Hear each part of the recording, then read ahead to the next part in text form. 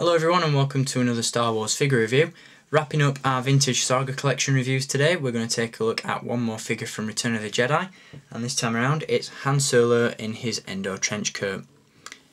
This is a very cool figure, and once again, I'm a little bit 50-50 with this guy. He could use some major improvement in some areas, but in other areas he's pretty damn good. So we'll get onto his pros and cons later on in the review. Before that, we are going to take a look at the packaging that this guy comes in. And once again, you've got some very cool packaging for this figure. Return of the Jedi logo on the top. Very suave looking, if I may say so myself. Image of Harrison Ford portraying Han Solo there on the front of the packaging. And obviously the figure in the plastic bubble on the front.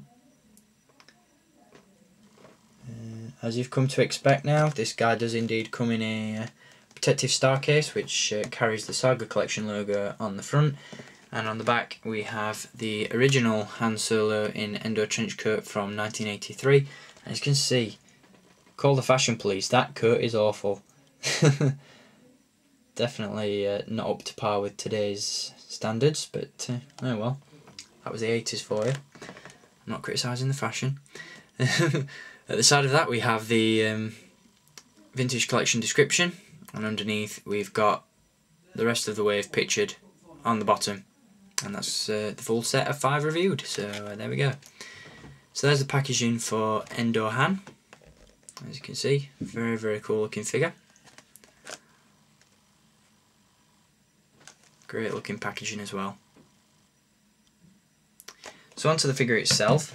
As I said, I'm a little bit 50-50 with this guy, mainly because the way he looks is awesome, but there's just certain elements of the actual figure that I would change.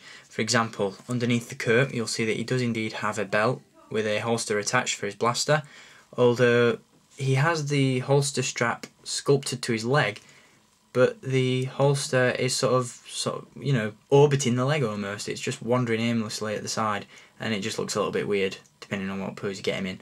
So yeah, that could do with some slight improvement. Also the legs are incredibly skinny and out of proportion with the torso, but you know, that's easily hidden by the trench coat, so I'm not going to complain too much about that. The trench coat can indeed be removed, and I'll show you that later on in the review. But in terms of accessories, he does indeed come with his traditional blaster pistol, which can be removed from the hand and once again placed in the holster on the side of the leg. Very cool thing as well about the figure is that he actually has pockets on the jacket which actually work. You can actually put, you know, I don't know, sort of charges or hand grenades in there, something like that. And as you can see, the overall coat has a very nice camouflage look to it. And it's actually the same coat that was used on the Vintage Collection Rebel Commando figure. So that's a bit of trivia for you. In terms of articulation, Han Solo has a ball-jointed neck, albeit a very small head, but a pretty cool likeness nonetheless. Ball-hinged elbows and ball-hinged shoulders. Sorry, did that the wrong way round. Swivel wrists, a ball-jointed torso, which stands out a mile off. You can see the crease across the stomach there. He also has swivel hips, ball-hinged knees and ball-hinged ankles. So not a bad figure by any means. I think this is another one that's seen a re-release in the Vintage Collection line, although the head sculpt will be changed to include that of the Shield Generator Assault Han Solo figure, which once again I've done a review of if you want to check it out. But basically it's just going to be the Shield Generator Assault Han Solo with the Endor trench coat. And I think it was made available in the Revenge of the Jedi Death Star set, and it's also going to be made available at mass retail as well. So that's Han Solo in his trench coat, and as I said, I will remove it for you just to give you a look at Han underneath. The black vest that he's wearing can be removed,